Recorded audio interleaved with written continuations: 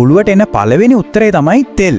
ඇමරිකාව තමන්ගේ රටට අවශ්‍ය තෙල් සම්පත සුරක්ෂිත කරගන්න තමයි මේ සම්පූර්ණ මෙහෙයුම ක්‍රියාත්මක කරන්න කියලා තමයි සාමාන්‍ය මතය.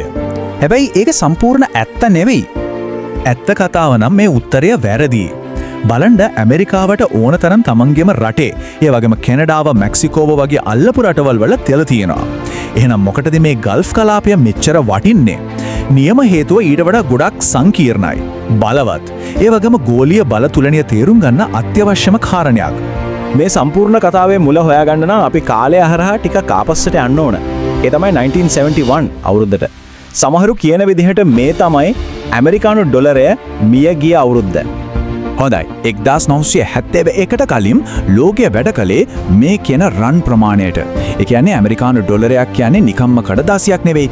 ඒක ඇත්තටම රජයේ සුරක්ෂිතාගාරයේ තියෙන නිශ්චිත රත්තරන් ප්‍රමාණයක් සඳහා වූ අයිතිය තහවුරු කරන සාතිකයක් ඔප්පුවක් වගේ. ඒ කාලේ ඕනෑම කෙනෙකුට ඩොලර් 35ක් මහ බැංකුවට දීලා රත්තරන් අංශයක් ගන්න පුළුවන්කම තිබුණා. බලන්න මේ වෙනස 1971ට කලින් ඩොලරය රත්තරන් වලට බැඳිලා තිබුණු නිසා ආණ්ඩුවකට හිතුමතේට සල්ලි අච්චු ගහන්න බෑ. මොකද අච්චු ගන්න හැම ඩොලරයකටම සමාන වටිනාකමක් තියෙන රත්තරන් භාණ්ඩාගාරයේ තියෙන්න ඕන.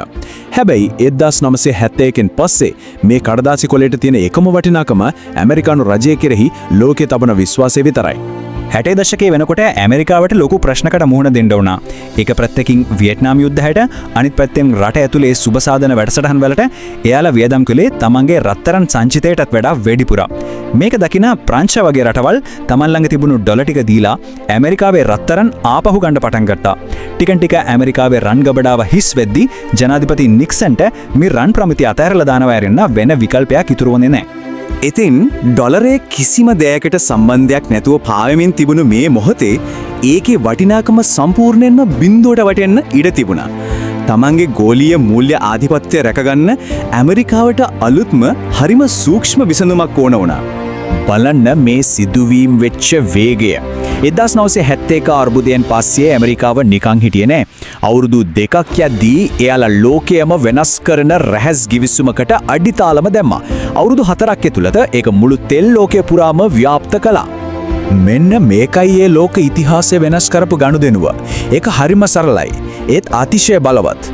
එක සෞදි අරාබිය ඒ කියන්නේ ලෝකයේ ලොකුම තෙල් අපනයන කරුවා තමන්ගේ තෙල් විකුණන්නේ ඇමරිකානු ඩොලර් වලින් විතරයි. දෙක ඒකට හිලවට ඇමරිකාව තමන්ගේ සම්පූර්ණ යුද ශක්තිය පාවිච්චි කරලා සෞදි රාජධානිය ඕනෑම සතුරෙක්ගින් ආරක්ෂා කරනවා. මෙන්න මේකයි මේකේ තියෙන සූක්ෂමකම. දැන් ලෝකයේ ඕනෑම රටකට, ඒ කියන්නේ ජපානයට, ජර්මනියට, ඉන්දියාවට, ලංකාවට කාට වුණත් තමන්ගේ ආර්ථිකය පණගන්වන්න තෙල් ඕන නම් එයාලට මුලින්ම ඇමරිකානු ඩොලර් මිලදී ගන්නම වෙලුවා. ඉතින් රත්තරන් වෙනුවට ලෝකයේ අත්‍යවශ්‍යම බලශක්ති ප්‍රභවය වුණු තෙල් ඩොලරයට නැංගුරම් ලෑවා. හොඳයි. දැන් පැහැදිලි නේද මේ ක්‍රමය හැදෙනු හැටි? අපි දැන් බලමු මේ පෙට්‍රෝඩොල පද්ධතිය නිසා ඇමරිකාව ලබාගත්තු අතිවිශාල ක්‍රීඩාවේ නීති රීති පවා වෙනස් කරපු වාසි මොනවද කියලා. මේකේ තියෙන බලය තේරුම් ගන්න මේ සරල උදාහරණය බලන්න. හිතන්න ලංකාව වගේ රටක් කඳුකරේ අමාරුලෙන් වගා කරලා දලු නෙලලා සකස් කරපු වටිනා තේ ඇමරිකාවට යවනවා. ඒ වෙනුවට ඇමරිකාව අපිට මොනවද දෙන්නේ? ඔවුන් නිකන් කඩදාසි කොලයක් අච්චු ගහලා ඒක අපිට දෙනවා. අපේ සැබෑවත්කම අපේ මහන්සිය වෙනුවට ඔවුන්ට වැය වෙන්නේ මුද්‍රණ තීන්ති ටිකක් විතරයි. මේ විශේෂ වරප්‍රසාදය නිසා ඇමරිකාවට පුළුවන් වුණා ලෝකයෙන්ම ඉතාම අඩු පොලියට ණය ගන්න. ඒ සල්ලි වලින් තමයි යාලා ලෝකයේ දැවැන්තම හමුදාව නඩට්ටු කරන්නේ, සිලිකන් වැලි වගේ තැන්වල තාක්ෂණයට ආයෝජනය කරන්නේ, ඒ වගේම තමන්ගේ සුපිරි බලවතාගේ තත්ත්වය දිගටම පවත්වාගෙන යන්නේ. ඉතින් මේ පද්ධතිය මෙච්චර වටිනා නිසාම එක්සත් ජනපදයේ ඕනෑම වියදමක් දරලා ඕනෑම බලයක් යොදවලා මේක ආරක්ෂා කරනවා.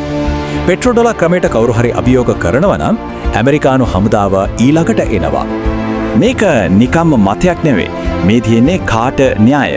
ඒ කියන්නේ ගල්ෆ් කලාපයේ තමන්ගේ අවශ්‍යතාවයන් ආරක්ෂා කරගන්න යුදමය බලය පාවිච්චි කරන්න තමන් පොඩ්ඩක්වත් පැකිලෙන්නේ නැහැ කියලා ඇමරිකාව ලෝකෙතම ප්‍රකාශ කරපු නිල ප්‍රතිපත්තිය.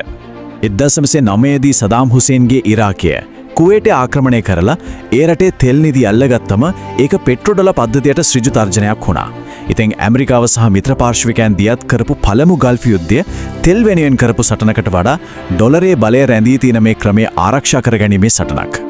මේ පද්ධතිය රැක ගැනීම සඳහා ඇමරිකාවේ කැපවීම කොයිතරම්ද කියනවා නම් ඒ ගල්ෆ් යුද්ධයට විතරක් ඇමරිකානු සොල්දාතුවන් 5,00,000කටත් වඩා වැඩි ප්‍රමාණයක් යොදවනු ලැබුවා. ඒකෙන් පේනවා මේ ක්‍රමය එයාලට කොයිතරම්නම් වටිනවද කියලා. දසක 5ක් විතර නොසැලී පැවතුන මේ පෙට්‍රෝඩල පද්ධතිය දැන් ඉතිහාසයේ කවදාවත් නැති තරම් ලොකු අභියෝගයන්ට මුහුණ දෙමින් ඉන්නවා.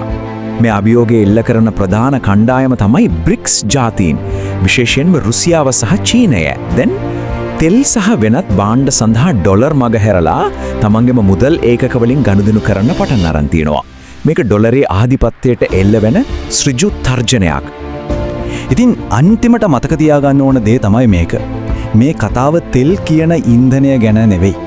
මේක මුදල් සහ බලය ගැන කතාවක්.